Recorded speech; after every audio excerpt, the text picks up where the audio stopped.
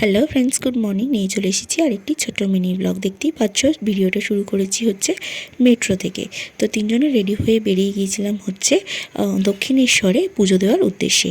তো পৌঁছতে গিয়ে তো দেখি মানে মারাত্মক ভিড়, এই অবস্থা দেখতেই পাচ্ছ। একদম ঢোকার মুখ থেকেই এত লাইন, এখনও পর্যন্ত কোথায় কি মন্দিরের আর কোথায় কি মন্দিরের গেটের। দেখতেই পাচ্ছ গেটটাও আছে অত দূরে, কিন্তু লাইন হয়েছে এত দূর। তো যাই হোক, যা হোক করে পুজো দিয়ে ঠেলে এগুঁজে তারপরে এই যে প্রসাদ নিতে চলে গিয়েছিলাম। এই যে দেখো দোকান থেকে প্রসাদ নিয়ে বেরোচ্ছি। আমার বড়বাবু একটু খেয়ে নিচ্ছে, প্রসাদটা খেয়ে টেস্ট করে দেখে নিচ্ছে, বাড়ির জন্য নিয়ে আসবে বলে আরও কিছু প্রসাদ। তো প্রসাদ নিয়ে তারপরে সমস্ত কিছু সেরে তো তারপরে চলে এসেছিলাম আর একটা জায়গায় যাওয়ার উদ্দেশ্যে। সেটা হচ্ছে বেলুড় মঠ যাবো, সেই উদ্দেশ্যে এই যে ফেরিঘাটের দিকে চলে এসেছি।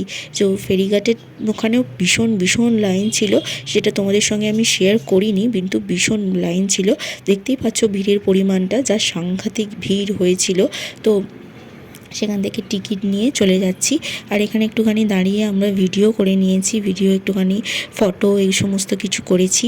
তো ভিড়ের পরিমাণটা মনে হচ্ছিলো যেন ভিড়টা একটুখানি কমুক, তারপরেই যাব। মানে নিজেরই যেতে ভয় লাগছে যে এত ভিড়ের মধ্যিখানে মানে কি করে যাব, কি করে কি করব।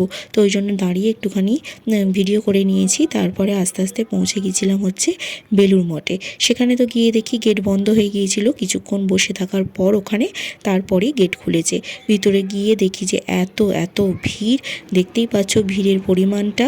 তো সেখানে বসে একটুখানি ঘুরে বেরিয়ে, আর যেহেতু ছিল হচ্ছে বৃহস্পতিবার, কিছু সেরকম খাওয়া দাওয়া বাইরে তো করা হয়নি বা করিনি আমরা।